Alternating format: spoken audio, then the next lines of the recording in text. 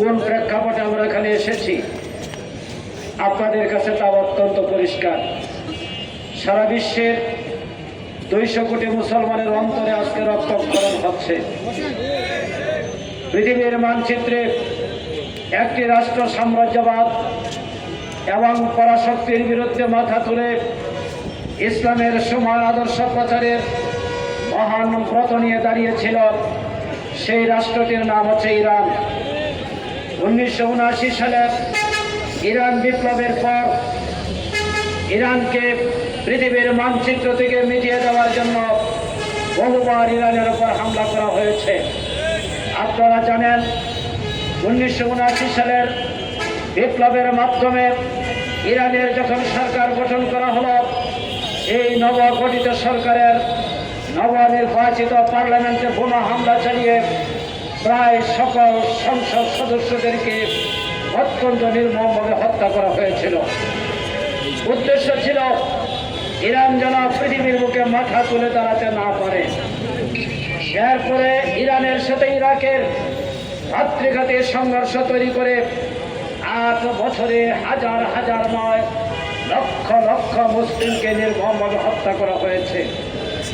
এরপর আমরা দেখেছি বিশ্ব মানচিত্রে 2003 সালে পৃথিবীর আরেকটি শক্তিশালী মুসলিম রাষ্ট্র ইরাকের উপর হামলা করা হলো এবং সেখানে রাতারাতি হাজার হাজার মানুষকে হত্যা করে ইরাককে পর্যদস্ত করে দেওয়া হলো।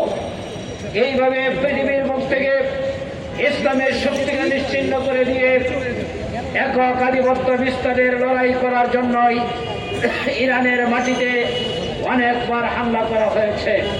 2024 সালে আমরা দেখেছি ইরানের নির্বাচিত প্রেসিডেন্ট ইব্রাহিম রাইসিকে অত্যন্ত নির্মমভাবে হত্যা করা হয়েছে। কেন এই হত্যাকাণ্ড?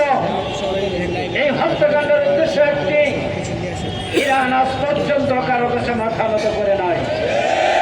ইরান বলেছিল প্রয়োজনে ঘাস খেয়ে জীবনযাপন করব, কিন্তু অন্যের কাছে মাথা নত করবো না।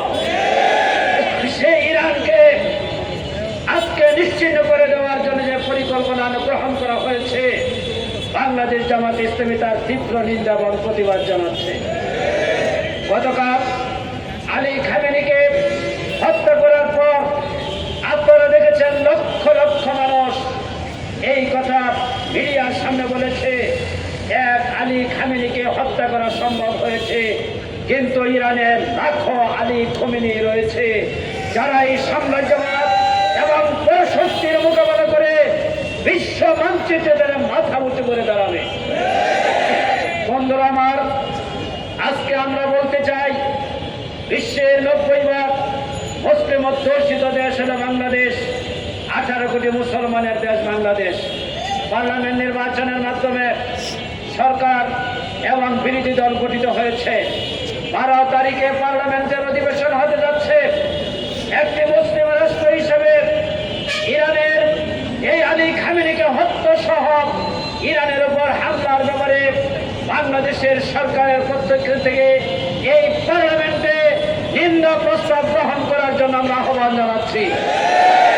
আমরা মনে করি বাংলাদেশের কোটি কোটি মানুষ অন্যায়ের বিরুদ্ধে সোচ্চার প্রতিবাদ মুখর, যে কোনো পরিস্থিতিতে যে কোনো সময়ে বাংলাদেশ জামাত ইসলামের নেতৃত্বে বাংলাদেশের মানুষ ঐক্যবদ্ধভাবে সকল ষড়যন্ত্র মোকাবেলা করবে ইনশাআল্লাহ। আগামী দিনে সেই ষড়যন্ত্র মোকাবেলা করার জন্য ঐক্যবদ্ধভাবে আহ্বান জানিয়ে আমি আমার বক্তব্য শেষ করছি।